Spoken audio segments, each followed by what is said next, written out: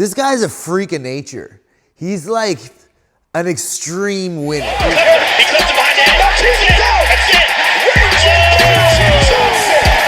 it. There's certain people and certain athletes, certain businessmen that just seem to consistently win no matter what happens. And Jon Jones is one of those people. There's been some decisions that are like, I don't know who's gonna win. Jon always seems to pull it out. He's losing fights sometimes, always seems to pull it out. How the hell is he doing this? A huge part of it is his fight IQ, right? He has a really great understanding of a lot of different techniques and some more creative ways to use some of these techniques. Also, he's super long, and that can be a huge advantage as a fighter, length, right? If I'm able to hit you and you're not able to hit me, that's a pretty big advantage. Now, obviously, there's disadvantages to height as well. When people get real tight and in the pocket, long arms aren't really good at punching, but we still got tie clinch for that, which is something he uses. There's a bunch of things that are happening here. I feel like the most important part of his game is his long range attack, his like artillery, his long range kick game. He just plays this card over and over. The guy is super talented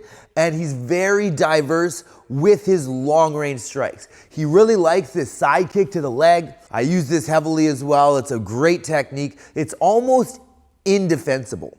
I have never, not one time when I'm throwing side kick to the leg, gotten countered, okay? It's the longest technique that you can use. Just the way your bones are organized for side kick is super long. It's longer than front kick because in front kick, you gotta be a little bit more square, right? In side kick, you're long, okay? You're using the width of your hips and your shoulders for length. Okay, and this makes it super long. Think about what he's hitting as well, right? He's kicking the guy in the leg, like right around the knee. If you look at the leg's position compared to the head's position, this is the closest thing you can hit on an opponent, right? So if you want to use the longest strike, you're going to use a side kick to the closest target. The body's a little further away and the head's even further away, right? So he spams his side kick. Another factor of Jon is he's bistantial, right? He has two stances that he's able to switch back and forth between pretty easily. He does so mainly moving backward. He likes to press in a very like slow kind of manner. He's always pressing forward, keeping you out there. Boom, side kick, oblique kick, front kick, round kick. Big varieties, busying the guy's brain. It's difficult for the person to understand what he's gonna throw next. He doesn't, however, use a whole lot of combinations. He uses a high enough variety that just throwing one-off attacks, kick, kick, feint, feint, feint, kick. There's enough variety in the attack that still busies the guy's brain enough that it's difficult to understand what the hell is coming next. One thing that I see defensively from Jon often, and this is one of the beefs that I have with the guy's style, is that he doesn't really have a solid answer for like boxing defense. If you press him, he will slip a little bit. He usually frames. I'm not saying he has no answer for boxing defense. He does have several answers. He'll post and frame, okay? Sometimes with both hands, and he'll slip his head. He does not block or counter off of any of these defenses. Generally speaking, when you attack this guy, if you get into a space where you're able to start threatening with your hands, he's gonna slip your shots, but he doesn't fire back off them. He slips your shots to reset. And before that even happens, before you can even get close enough where he has to slip those shots, he will almost always backshift. So he'll take a step back, and then if really pressured, he'll backshift. He'll take his stance from being orthodox and switch it to southpaw, or take it from southpaw and switch it to orthodox, right? It's really hard for you to get into punching range.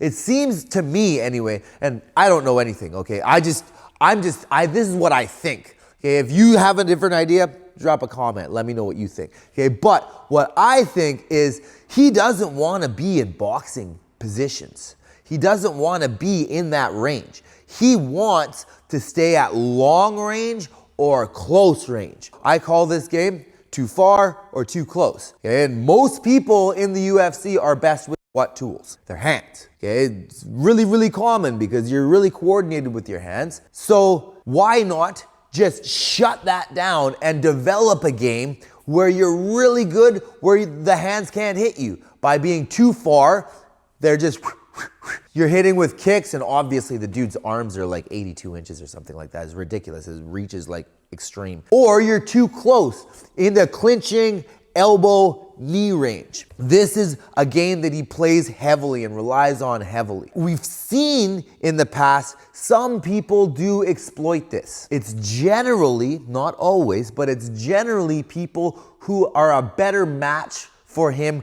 lengthwise. It's hard for short people to close a distance on this guy, right? It's hard for people with slow footwork to close a different distance on this guy, or traditional footwork where they need to keep the left foot in front of the right foot all the time and step and shuffle instead of shifting, where, as we've talked about before, you can cover a vast amount of distance very, very quickly. Okay, now when you try to really pressure this guy, if you really pressure and he's back shifting and he's slipping and that's not working, he will actually, and this is a movement that we've seen more people start utilizing recently, like even guys like juggernauts like Alistair Overeem, okay, will use this movement where he turns his back, right? Guys here, he's like getting exploited. He'll turn his back and like run a route, essentially, like take off and then run back into the octagon and then begin his forward approach again, which is super annoying, especially if you don't have really long weapons where you can kick under here or around that corner and bypass the shoulder and hit the guy. Okay, it's really difficult to deal with people that are gonna do that. It doesn't look very good, but Jon's so smart. It's like he knows what the judges are thinking and he gives them exactly just enough to give him the decision. Okay, so if you're able to get past Jones's long range kick game, you're able to get past his back shifting, slipping, running, then he's gonna wrestle you. Okay, he's gonna elbow you or he's gonna wrestle you. Maybe both. Maybe elbow and then wrestle. Maybe wrestle and then elbow. But he'll close the distance on you. He fights you at kick game or when you press, and that whole time you're pressing, he's like ripping your knee apart, right? He's smashing you with kicks, smashing his shins into you. When you finally get through all that, he'll use a reactive takedown to close the distance, shutting down your hands. And then you got to deal with the guy's wrestling attack and ground attack. Like if you're under Jon Jones, man, it's one of the worst places to be on the planet. Like this guy's ground and pound is savage. And he hasn't done it in a while, but we all saw him strangle poor Lyoto Machida up against the cage and then just drop him like a dead sack, all bent, all weird in the fence. Jon on top of you is a horrible situation. Okay, that's not something that most people are gonna be able to deal with for any period of time. His ability to finish from the top is extreme. So you can't end up underneath Jon. How do you deal with that? How do you deal with somebody that's so long, right? He has such a huge reach advantage, at least at light heavyweight, right? Heavyweight's a little bit different story now. But he had such a huge reach advantage and then is also able to move backwards so quickly, such a high variety. And when you force your way in, he's just gonna wrestle you. And his wrestling is legit. It's a huge threat. If you're able to defend the wrestling, you just let him get back to his kick game. And now he's just gonna keep pressing forward. Bang, stomp, kick your knee.